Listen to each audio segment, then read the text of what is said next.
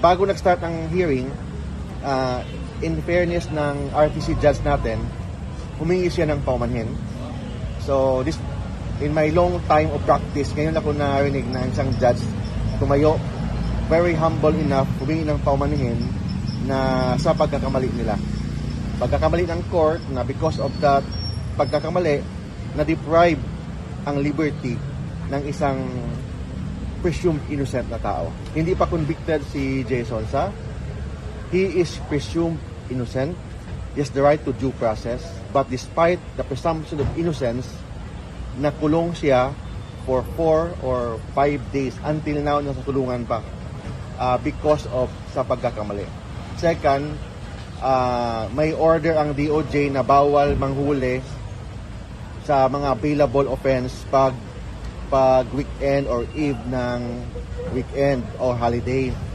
But naghuli pa rin ang NBI kasi nakalagay doon sa warrant of arrest na non-bailable.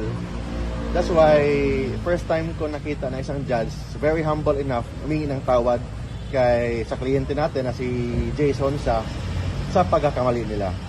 Ang reason naman ni judge, mayroon daw silang form, yung platform na pag ilagay mo doon bail required o bail zero ilagay sa form daw ang ma-print daw non-bailable.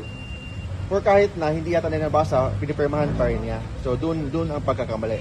Ang ginawa niyang reason, ang online form or format ng Supreme Court or anong tawag doon sa warrant. So dahil doon sa format na yan, nakalagay non-bailable. It was not intentional daw the part sa korte.